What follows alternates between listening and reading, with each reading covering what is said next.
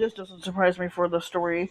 45's trade war is an utter failure, and everything he does so far has been a failure anyway. Um, it says 45 has waged a trade war unlike any of the United like um um unlike any of the United States has seen since the 1930s, upsetting our global allies and panicking markets as he gleefully slapped tariffs on steel and Chinese products.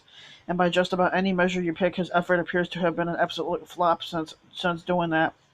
Consider the trade deficit, which 45 has promised to shrink. On Thursday, the Commerce Department reported that it actually grew by 68.8 billion in 2018, reaching 621 billion.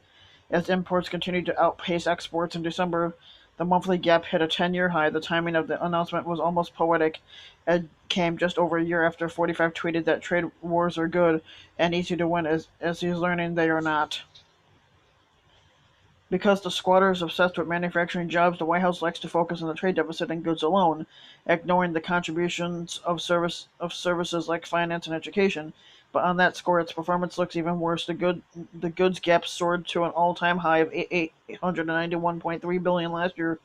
It grew with China, it grew with Mexico, it grew with Canada. Like Wile E. Coyote with a box of Acme Dynamite, Trump, when 45 tried to blow up the global trade war and instead came out looking like a used matchstick. Well, why is the trade deficit widening?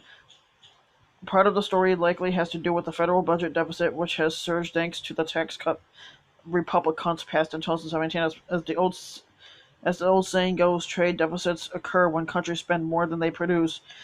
So all else equal, when the government borrows money from overseas to finance its red ink, you can expect Americans to buy more imports. Higher deficits can also lead to higher interest rates, which push up the value of the dollar and hurt the competitiveness of American exports.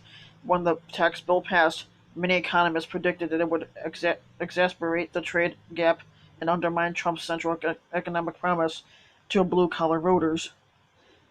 In other words, we're witnessing an entirely foreseeable own go. The more you drill down into the stats, the more embarrassing they seem for 45. Take the results of our tit for tat tariff skirmish with China, which the White House has hoped would force Beijing to negotiate better trade terms.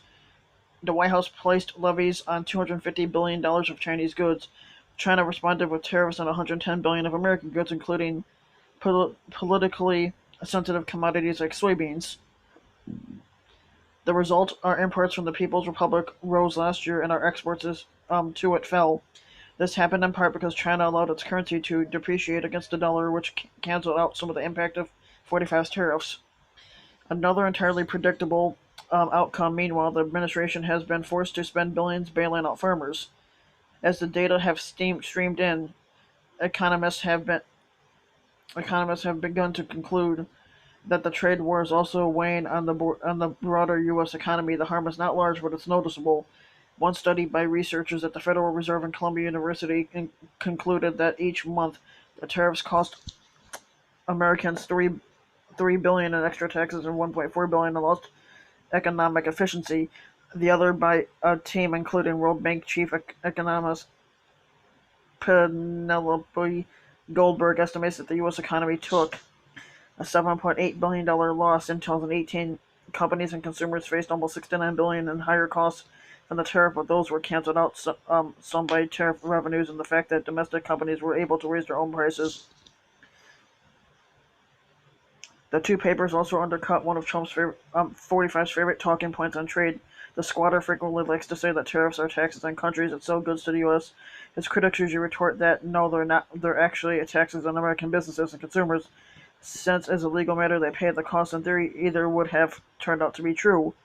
U.S. companies might have chosen to pay the tariffs themselves and pass the expense to their customers, or they might have demanded that Chinese suppliers of foreign steel factories lower their prices, forcing them to effectively bear the burden of their levies. In practice, it turns out that 45 was wrong and his critics are right. Both research teams found that American businesses paid the full cost of the tariffs and likely changed consumers more as a result, just like the naysayers expected. Again, 45's trade protection has only been a modest economic drag so far. $7.8 billion is not a huge deal in the scheme of a $19 trillion economy. The problem is that the U.S. has gotten little to nothing for it in return. Sure, thanks to the administration's tariffs, still companies are enjoying record profits At Nakor alone, sales grew 23% in 2018, but the industry only added barely even 3,000 jobs last year, a 1% increase. The Peterson Institute for International Economics calculates that steel users will end up paying more than $650,000 for each new job eventually created. We haven't exactly gotten the spectacular new trade deals 45's promised during his campaign either. The administration hoped that threatening our trade partners with tariffs would force them to negotiate new pacts that U.S. that give the U.S. a leg up in global commerce. But the results have been underwhelming. The new and sort of improved NAFTA makes some important changes around the edges of the agreement, including key ones to international dispute settlement, but is widely regarded as little more than a rebranding effort. The agreement shaping up between China and the U.S. is looking like even more of a disappointment.